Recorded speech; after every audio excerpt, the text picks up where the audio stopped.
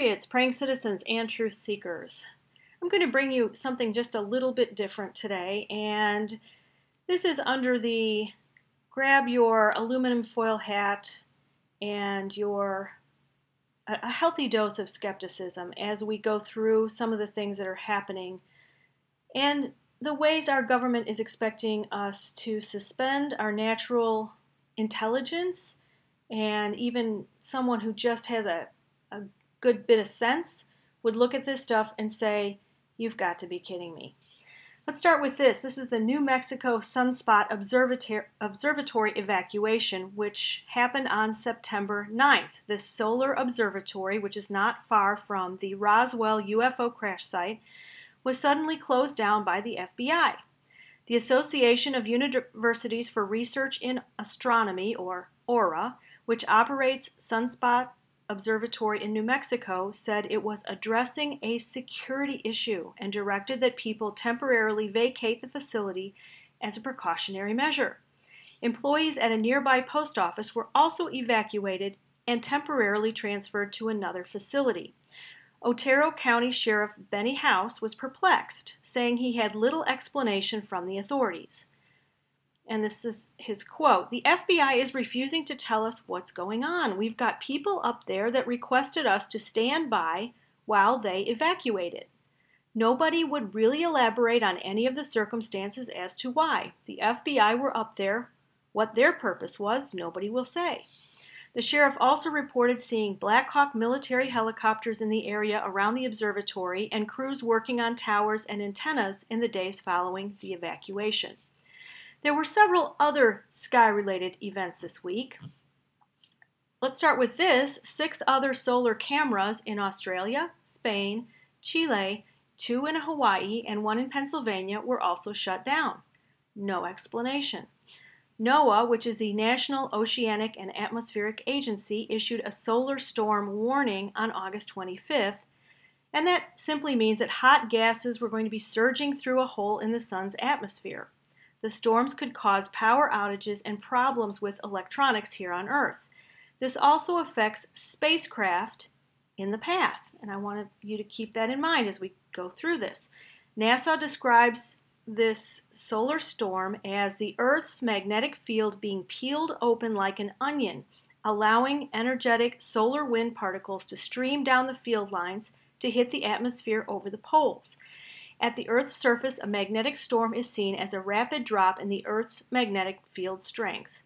This decrease lasts about 6 to 12 hours, after which the magnetic field gradually recovers over a period of several days. Well, what was in the sky at this time was NASA's Parker Solar Probe, and here's a picture of it. It doesn't look like much, does it? It was launched on August 12th to reveal how the sun's dynamics are shaped by its magnetic field. The probe will fly closer to the sun than any previous spacecraft and through the solar corona, the sun's atmosphere, which is said to be hundreds of times hotter than the sun's surface. Now, that's really important. That places it at anywhere from 1.7 million degrees to more than 17 million degrees Fahrenheit, and that is how hot the sun's solar corona is. Now, how is it going to protect itself from this heat? Well, listen to this. The probe will use water and 4 radiators to protect it from the heat of the sun, keeping it at 302 degrees. Okay, glass melts at around just over 3,000 degrees Fahrenheit, and the most heat-resistant metals melt at about 3,600 degrees Fahrenheit. Now, one NASA scientist explains it really simply. Just keep this in mind. So simple. It's just like sticking your arm in a hot oven and not getting burned. So the probe will maintain a lower temperature despite the sun's heat. This scientist also says that heat isn't what you think it is. No. It's not when you go outside and it's 95 degrees out and you feel miserable.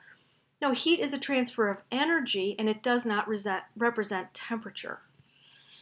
Okay, let's stop there. Let's take a look at this observatory. So here is the Sunspot Observatory is in the town of Sunspot, New Mexico. Here's Texas. You see El Paso right here on the border with Mexico. Roswell is to the northeast of it, right up here, and then this town of Alamogordo is the biggest town around. All right, now let's look at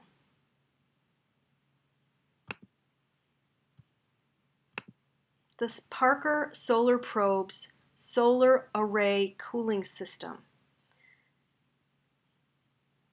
This explains that, and this is a NASA website, even though this thing is going to be facing the sun, its heat shield can reach temperatures as high as 2,500 degrees Fahrenheit when it's close to the sun.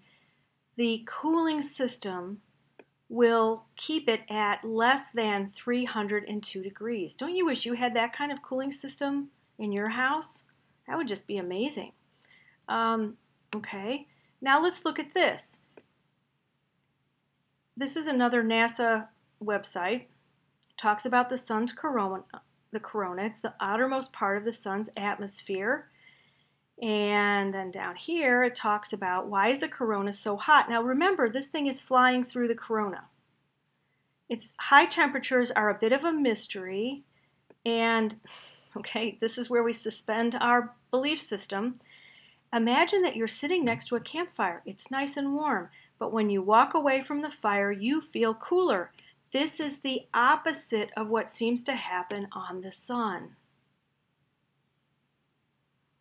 Okay, it also talks about packets of very hot material called heat bombs that travel from the sun into the corona. And the heat bombs explode and release their energy as heat. But that's only one of the ways that it's heated. And then this is space.com.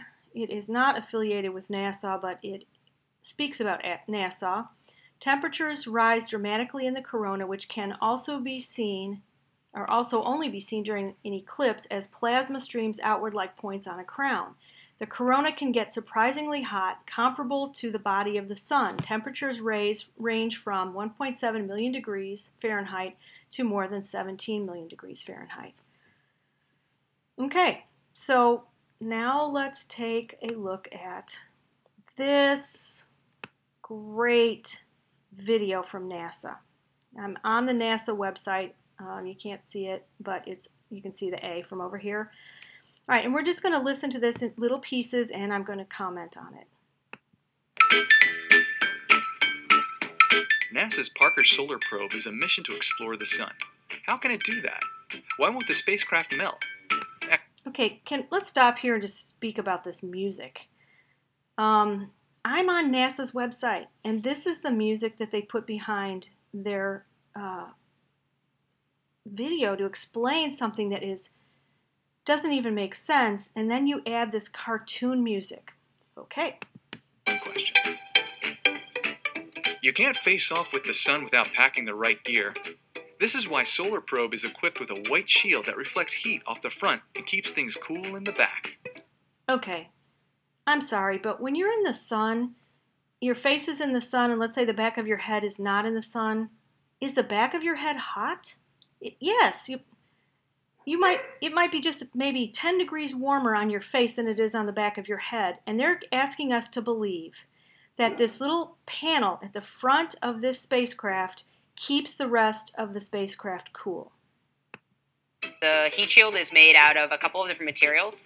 One is carbon-carbon, which is a lot like the graphite epoxy you might see in your golf clubs or your tennis racket, but it's just been superheated. Okay, so just like your racket or your golf equipment will keep you from, I guess you could just use golf clubs and golf balls and tennis rackets to keep you from getting burned in a fire. It's the same stuff. It is a carbon foam, which is just another form of carbon and is actually about 97% air. It's a very lightweight way of making a very strong structure. Nobody likes a needy explorer. Nobody likes a needy explorer. Therefore, this thing has got a brain of its own. Probe can take care of itself, thank you very much. And that's because it has autonomy software that will keep its instruments safe and cool behind the heat shield. Okay, do you see how close this thing, they're showing this picture, obviously CGI of this spacecraft close to the sun. and the water cooling system is going to keep it cool and protect the instruments. But you can't take your computer outside in the sun or in the heat because your computer will malfunction. We're too far away to joystick it into place, so it basically has to always be sensing whether or not the heat shield is in the right position and correct itself if it isn't. There are these things called solar limb sensors that are just poking out at the very edge. Okay, so the poking out polar sensors keep the thing away from the sun, so that's why the whole thing and all its instruments can stay cool. Shadow, and if those get illuminated, the spacecraft knows, oh, I'm going the wrong direction, and can actually right itself. It's important to stay hydrated in the sun, even for a spacecraft. Solar Probe circulates water to keep the solar cells from overheating. It stays cool and keeps power. Right up to the edge of the sun, right in the corona, 17 million degrees, or even a tenth of that, and that water just keeps on pumping and keeps the whole thing cool. Basically, water flows behind the solar rays and into the radiators, and so the water warms up when it's behind the solar cells, and then cools down up at the radiators, and so that heat transfer is happening a lot like the veins in your body. Yes, And this is my favorite. Heat is not temperature. Right. Heat is not the same as temperature. Temperature is a measurement, but heat is energy transfer. This matters because Solar Probe will be visiting the sun's outer layer, the corona. Like all stars, the sun is made of plasma. How tightly packed that plasma is depends on the layer. While the sun's corona has a very high temperature, the plasma particles are fairly spread out. Okay, now they're going to tell you that because these little particles are spread out, then that keeps the whole thing cooler. I know that doesn't really make sense, but you're supposed to suspend your ability to think through things in order to believe NASA. The corona and where we're going is actually not that dense at all. There are only a couple particles. And so when we think about it, those are very hot, but we're not touching a lot of them. Okay, so the thing can dodge the particles and not touch them, so then it stays cold.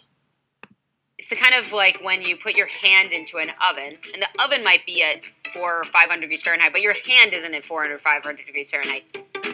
Okay, I'm sorry, I can't listen to any more of that. Thank you, NASA, for all your information and that great website and the music. My compliments to whoever put it together. All right, now one more thing is NASA's website reported 2 lunar transits on September 9th where the moon passed in front of the sun, then turned around and traversed it again from the other direction.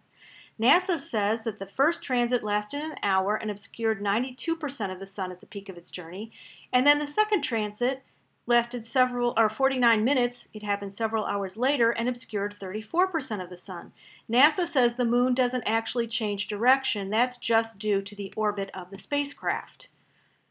Okay, NASA, let's take a look at your web picture here. Okay, so there's the one that obscured most of the sun, and then the second one, you see it went from the other direction. We'll watch it again, it'll show it again.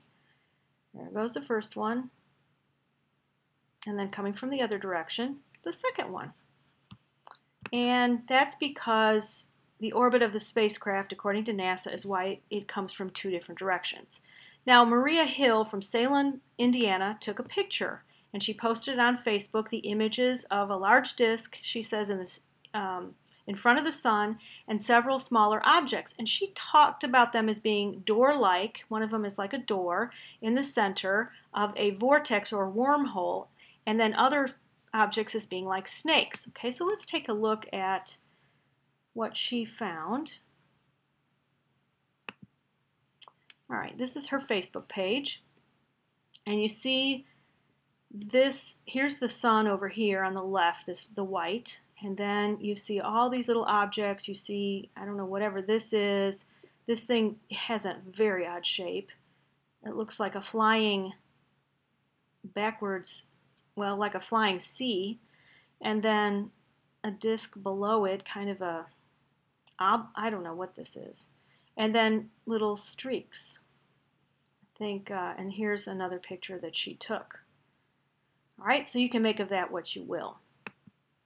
Now, if you want I'll put all these links in the bottom of this in the description of this video. But if you like this reporting, you can request to get my newsletter. It's free, and there's a subscription link. Just click on it in the description box, and you'll get all these links with that also.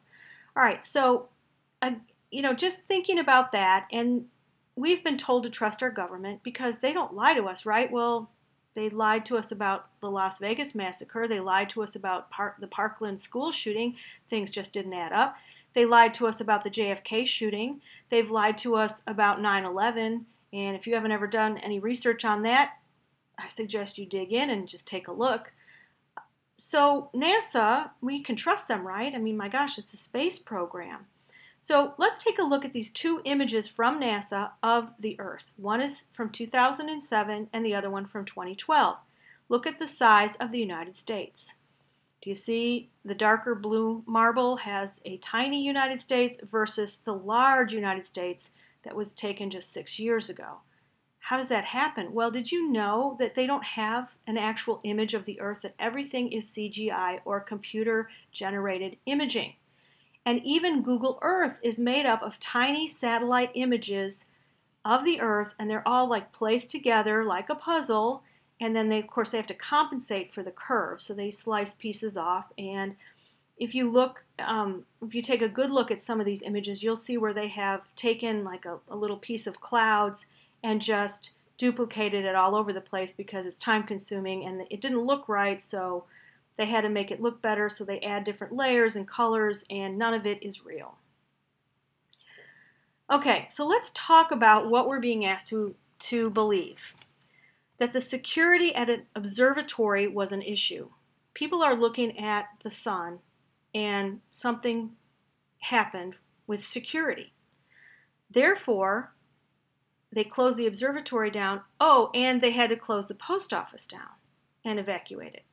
The sheriff was kept in the dark, and the FBI, the military, and work crews were called in to help or to remedy the situation. 7 total solar observatories were coincidentally shut down. Next, we have facts from government agencies that grade schoolers would have a hard time believing. The solar probe pictured above will not burn up when it crosses through an area that is at least 1.7 million degrees. Because why? It's being protected by radiators and water. And the geomagnetic storms emitted by the sun are no problem for this Parker probe. Oh, I guess that's because the instruments are protected by the water. So wow, that is some piece of technology. And finally, the moon crossed and then doubled back and recrossed the sun, which it only looks that way due to the orbit of the probe. Okay, now let's get to part B of this report, and this is about Thursday. Some gas explosions caused fires in the towns of Lawrence, Andover, and North Andover, Massachusetts, and these were big deal. These were 60 to 80 fires, 3 explosions, and an estimated 8,000 people that had to be evacuated. One person was killed, and this is a teen who was in his car when a chimney fell on it. And then I've seen varying reports for anywhere from 12 to 25 other people were injured. Now, some people have speculated the explosions or fires could have been caused by an internet virus, which would overpressurize the lines. Others point out that there's a web of underground tunnels in the area constructed in the 1800s to transport slaves. They suggest that the tunnels are being used the same way today, except for other sorts of human beings and of various ages, especially of the younger age. And I'm not even using the term because YouTube doesn't like me to use that term and my videos get suppressed. So it's right here and you can see it. And they say that these fires and explosions were designed to hide or destroy the evidence of these tunnels. Now, or what was going on in the homes, you know, perhaps there's a big ring of these sorts of things going on there. All right, so the anomalies for this event. On Tuesday, September 11th, Massachusetts Attorney General Maura Healey sent a request to the Secretary for the Boston Department of Public Utilities to investigate Boston Gas Company's compliance with pipeline regulations and for a specific time period beginning June 25th. That was the day Boston Gas Company locked out 1,250 gas union workers, which means these people were then not available to assist in this tragedy. Columbia Gas is owned by NiSource. The day before the explosions, Aristotle Capital of Boston liquidated 76% of their shares in NiSource. These were valued at $3.5 million. NiSource shares lost nearly 12% of their value at the close of trading on Friday, the day after the explosions. Now compare this to past incidents. A Columbia gas service line exploded inside a strip club in 2012, injuring 21 people.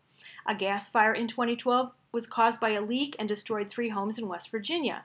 And a house explosion in Ohio in 2015 happened because workers didn't properly disconnect a gasoline line. So does that even, that doesn't even come close to what happened this past week. Is Thursday's event the result of 60 to 80 simultaneous leaks? Or due to overpressurized lines? Is a stock liquidation of 76% the day before the event just a coincidence? If you're a follower of Q wrote this on Wednesday, panic in D.C., statements start a fire, ? And then he added 12 moves ahead, suicide watch. There's a lot of questions that need answering, and they just keep adding up. Every time there's an incident, it seems, there are lots of questions. The officials never seem to have the answers. They can never seem to put things to rest. And meanwhile, they just hope we'll forget about it. So I just want to pray that Father God, you expose the deeds of darkness and help people awake from their deep sleep and stop readily swallowing whatever our government feeds to us. Maybe not everything is a conspiracy theory, something that, happened because the government's out to get us, but some things are. So Father, I just pray that you would show us which is which, everything will come to light, and like it says in Ephesians 11 and 13, that we will have no fellowship with the unfruitful works of darkness, but rather reprove and expose them. But all things that are reproved are made manifest by the light, for whatever does make manifest is light. Shine your light, Father, on all this darkness. And I thank you in the name of Jesus. And I pray for all of you who watch. Just thank you so much. I ask the Lord to bless you as you pursue truth.